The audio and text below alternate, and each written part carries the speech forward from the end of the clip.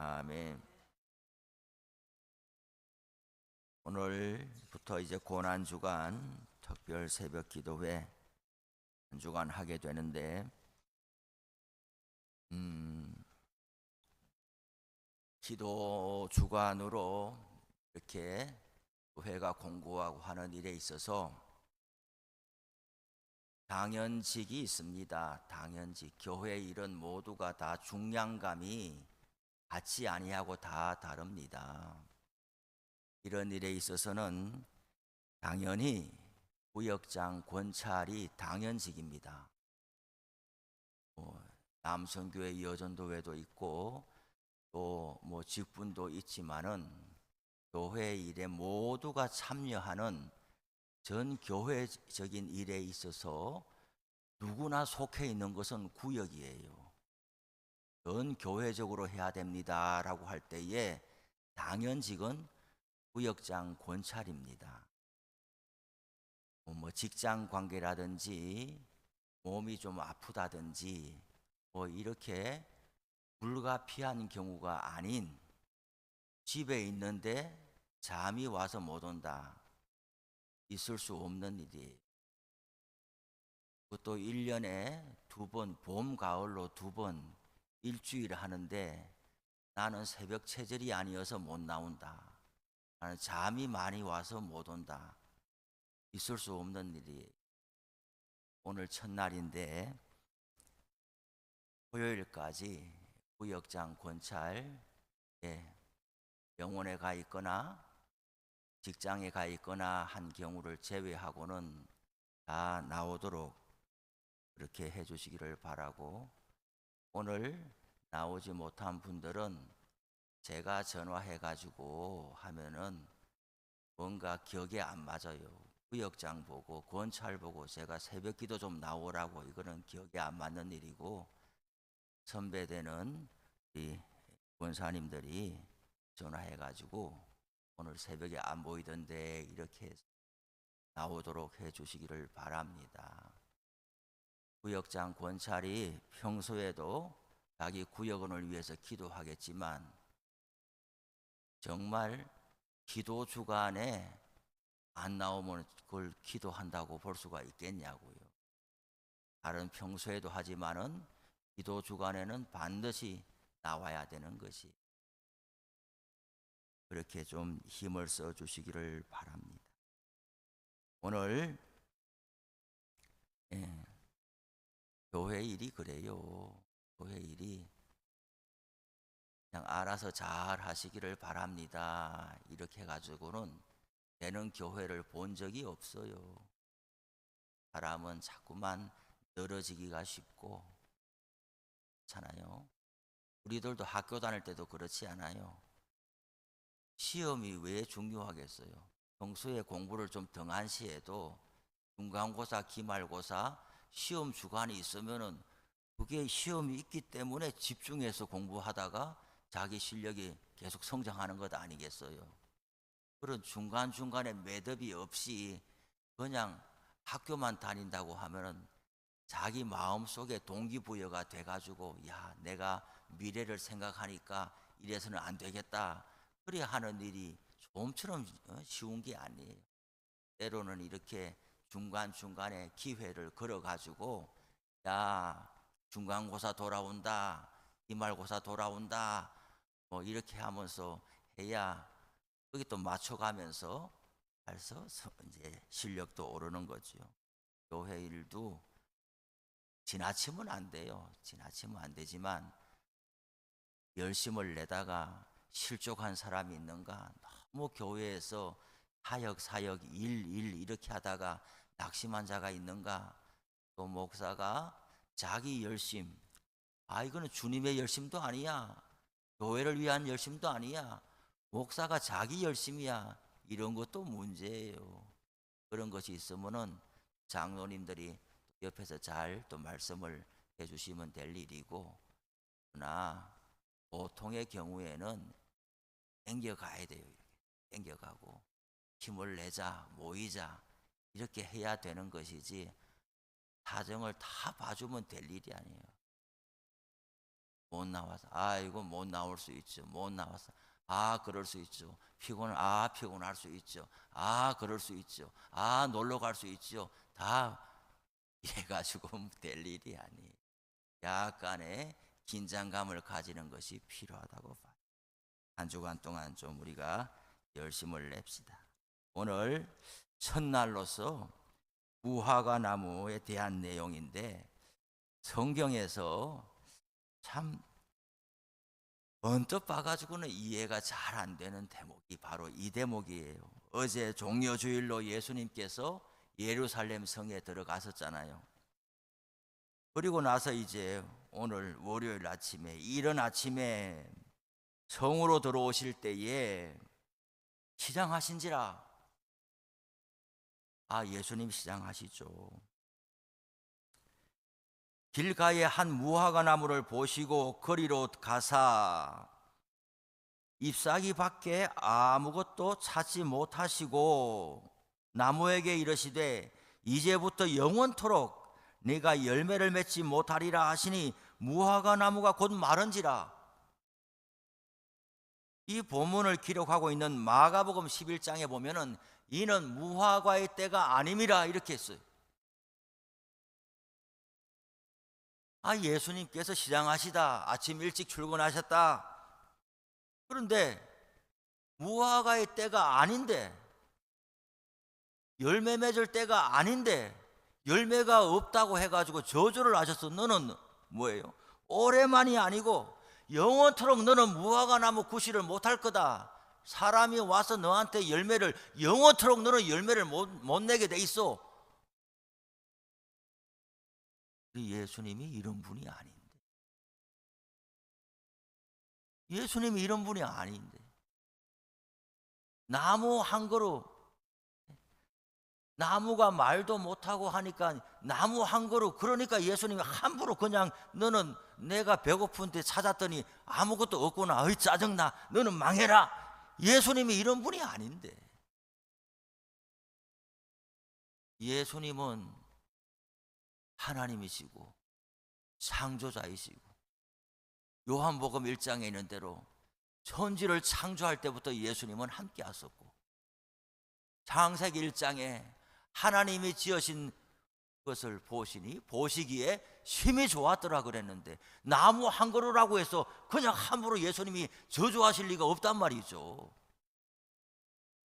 그런데 오늘 성경에는 이렇게 돼 있잖아요. 그래서 언뜻 봐서는 납득하기 어려운 오늘 내용이 월요일 날 있었던 내용이란 말이에요. 그러면서 뒤에 이어진 내용은 또 뭔가 잘 이해하기 어렵단 말이에요. 무화과 나무를 저주했어요. 나무가 적시 말랐어요. 그리고 나서는 제자들이 보고 이상히 여겨 이르되 무화과 나무가 어찌하여 곧 말랐습니까?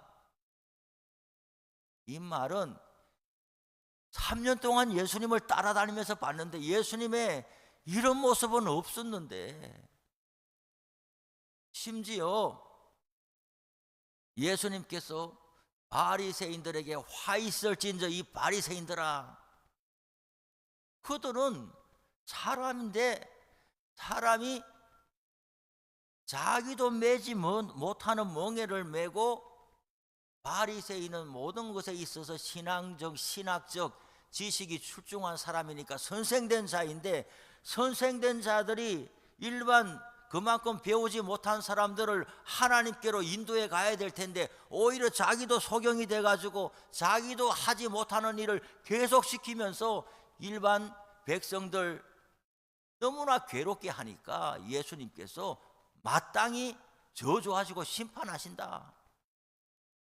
그런 적은 있지만 그래 그들의 행실이 하나님 앞에 심판을 받을 만해. 그런데 나무가 뭔 잘못을 했냐. 그러니까 제자들이 어찌 이런 일이 있습니까? 무화과 나무가 어찌하여 곧 말랐습니까? 하니까 예수님의 대답이, 예수께서 대답하여 이르시되 내가 진실로 너희에게 이르노니 만일 너희가 믿음이 있고 의심하지 아니하면 이 무화과 나무에게 된 이런 일만 할 뿐 아니라 이 산더러 들려 바다에 던져지라 하여도 될 것이요. 더 이해하기가 어렵단 말이에요. 너희가 기도할 때에 무엇이든지 믿고 구하는 것은 다 받으리라. 무슨 말이냐고요. 너희가 믿고 구하고 기도하면은 지금 내가 봤지, 무화과 나무에게 내가 저주하니까 금방 잎사귀가 말란 거 봤지, 너희들도 이런 능력자가 될 것이다, 이런 말로 받으면 이단처럼 된단 말이에요.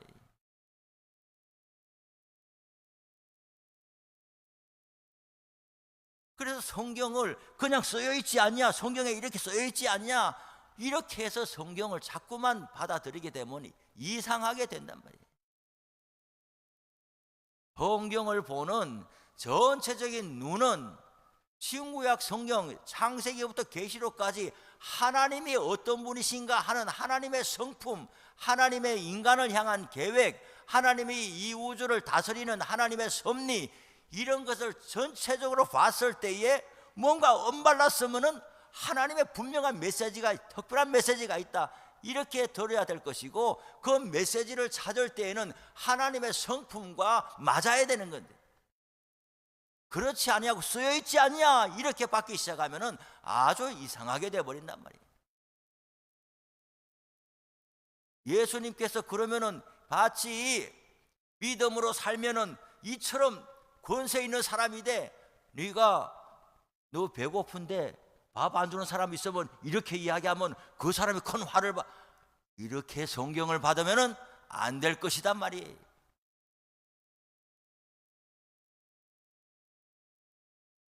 어제 예수님은 겸손의 왕으로, 평화의 왕으로 나귀를 타고 예루살렘 성에 들어가셨다고 그랬는데, 예수를 믿고 나서 신앙생활을 점점 해가면서 뭔가 이렇게 뭔가 기도도 깊어지고 또 뭔가 체험도 더 많아지는데, 이렇게 표독스러운 모습으로 성경이 무슨 칼을 든 것처럼 이렇게 해서 되면은 어딘가에 고장났다고 볼 수가 있는 거예요.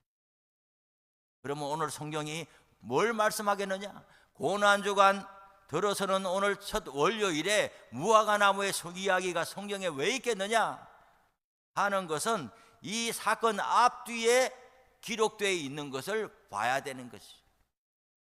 앞에 뭐라고 되어 있어요? 성전에 들어가서 보니까 성전에 무슨 일이 벌어지고 있느냐? 성전 안에서 매매하는 모든 사람들을 내쫓으시며 돈 바꾸는 자들의 상과 비둘기 파는 자들의 의자를 둘러 엎으시고, 예수님께서 기록된 바 내 집은 기도하는 집이라 일컬음을 받으리라 하였는데 너희는 강도의 소굴을 만들었도다. 지금 성전이 뭐 하는 곳이에요? 예수님께서 왜 예루살렘으로 들어가셨겠어요? 성전은 하나님께서 사람을 만나 주시는 곳이죠. 죄 많은 인생이 성전에 와서 자기 죄를 자복하고 제물을 드려서 하나님의 용서함을 받고 다시 리셋돼 가지고 또 살아가는, 하늘과 땅이 만나는 곳이 성전인 건데, 성전에 있는 사람들은 뭐예요? 사람들이 하나님의 어떤 분이신지를 계속해서 가르치고 소개하고 하면서 그 사람이 다시금 하나님의 사람으로 살아갈 수 있도록 하는 것이 성전인데, 예수님께서 앞에 보니까 뭐라고, 성전에서 장사하느라고 여념이 없는 거예요. 장사하느라고 분다박이가 이럴 때서. 이 사람들은 다 이유가 있겠지요. 왜 지금 성전에서 비둘기를 팔고 있어? 성전에서 왜 지금 돈을 바꾸고 있어? 하나님께 제사를 드리려고 지금 비둘기를 팔고 있지요. 근데 집에서 나는 비둘기를 키우다가 갖고 왔어요. 아니면은 비둘기는 누가 비둘기를 갖고 와요? 양이나 염소나 소를 갖고 올 수 없는 가난한 사람이 산에서 비둘기를 잡아다가 제물로 드린단 말이죠. 그래서 산에서 비둘기를 잡아와서 성전에 가지고 오면 뭐라고 하는 거예요? 이거 안 받아. 이거 안 받아. 하나님께 제사를 드려서 내가 용서함을 받아야 되는데 제물 그거는 안 받아. 큰일 난 거예요. 그럼 어떻게 하면 됩니까? 여기서 사는 거 이거 해야 돼. 여기서 파는 비둘기 이거 해야 돼. 얼만데요? 돈이 없어서 산에서 잡아왔는데 우리식으로 말하면 이거 5만 원이야 이렇게 하면은 어떻게 되는 거요? 5만 원이 없어서 산에 갔다 왔는데, 그러면 아주 이렇게 엄혹한 말로 재물이 없으면 제사를 못 드리는 것이지, 이렇게 되어버렸단 말이에요. 나는 멀리 지금 저 멀리서 왔어요. 지금 이게 6월절 기간 아니겠어요? 6월절 기간. 그러니까 이스라엘 안에서만 온 게 아니고 디아스포라로 멀리 흩어져 있는 외국에 있는 사람도 왔단 말이죠. 그럼 와가지고 외국에서 어떻게 재물을 가져와요? 소를 어떻게 끌고 와요? 성전에 와서 제사를 드려야 되겠는데 재물을 사야 될 거 아니에요. 달러를 이렇게 가지고 온, 달러는 안 받아. 달러는 안 받아. 유로화도 안 받아. 뭔 돈만 받느냐? 이 성전에서 만드는 돈만 받는다 이거지. 그러면 환율해가지고 돈을 어떻게 바꿀 건데? 내가 정하는 게 법이지 뭐. 성전에 일하는 사람이 정하는 게 법인 거죠. 그래 성전에 한 번 와가지고 자비로우신 하나님을 만나서 은혜를 받고 내려가야 되는데 성전에 한 번 왔다 가면 그냥 다리가 휘청거려가지고 견딜 수가 없단 말이에요. 이 말이 그 말이거든요. 그래서 예수님께서 다 쫓아내버려요. 치워라 치워. 성전의 주인 대신 예수님께서 와보니까 이거는 내 집이 아니란 말이에요. 그 말씀이 앞에 기록이 되어 있고, 무화과 나무 사건 뒤에 뭐라고 되어 있습니까? 예수께서 성전에 들어가서 가르치실 때에 대제사장들과 백성의 장로들이 나와서 묻습니다. 네가 무슨 권위로 이런 일을 하느냐? 또 누가 이 권위를 내게 줬느냐? 우리가 지금 대제사장이, 장로들, 우리가 지금 성전 대장인데 네가 어디서 나와가지고 지금 우리의 큰 수입의 원천이 되는 비둘기도 다 쫓아버리고 막 환전하는 상도 다 둘러엎고 네 누구냐 말이야. 누가 너한테 이렇게 와서 행패 부릴 권세를 줬냐? 이렇게 하면서 권세 있는 논쟁을 벌이는 거죠. 요 앞뒤로 두 개 사이에 오늘 무화과 나무의 사건이 기록되어 있단 말이죠. 뭔 말입니까? 무화과 나무가 잎은 무성하단 말이에요.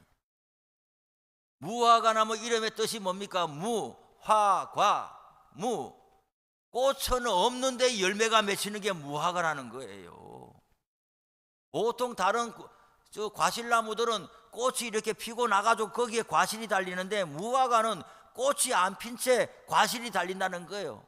그러니 사람들이 지금 무화과 딸 때가 됐냐? 이거는 꽃이 없으니까 꽃을 보고는 판단할 수가 없는 거예요. 이파리가 무성하면은 무화과가 있겠구나 이렇게 생각하는 거예요. 당시에 이러한 성전, 유대인들의 이 예루살렘 성전, 이것이 잎은 무성한데 사람도 어마무시하게 그냥 왁작지껄 하고 막 비둘기도 많고 재물도 많고 성전 돈도 막 바꿔주고 뭔가 으쌰으쌰 하는데 잎이 무성한데 하나님이 보실 때는 이건 내 집 아니다 이거. 이 성전에 들락거리면 들락거릴수록 점점 하나님하고 더 멀어져 버리는데, 잎은 무성한데 그 내실은 하나도 없어서 예수님께서 다 둘러 엎으셔야만 되는 그런 모습을 오늘 무화과 사건이 상징적으로 말해주는 겁니다. 그러면 잎이 무성한다는 말은 알겠는데 아까 마가복음의 말씀에는 이는 무화과의 때가 아니다 그랬는데 때가 아닌데 왜 열매가 없다고 막 저주합니까? 이 질문에 대하여는